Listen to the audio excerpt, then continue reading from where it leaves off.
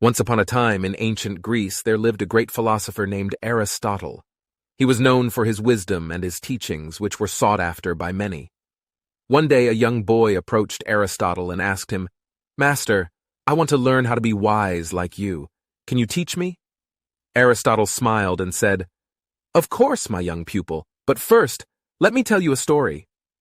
The boy eagerly sat down and listened as Aristotle began to tell the story of a farmer who had a prized donkey.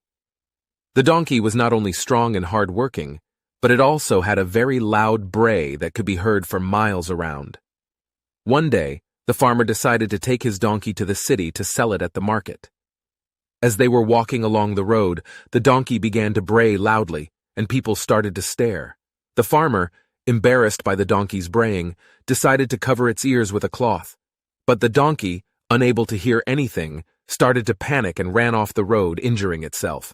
Aristotle then turned to the young boy and said, "You see, my pupil, the donkey was not wise because it did not understand the consequences of its actions. It was only focused on its own desires, like making noise and seeking attention.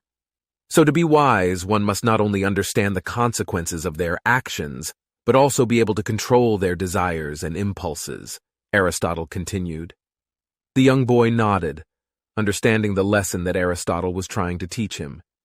He realized that wisdom was not just about knowledge, but also about self-control and understanding the consequences of one's actions.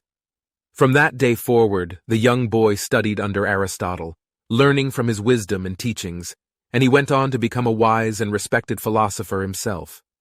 The story of Aristotle and the donkey teaches us that wisdom is not just about knowledge, but also about self-control and understanding the consequences of our actions. It is a lesson that we can all learn from and apply to our own lives.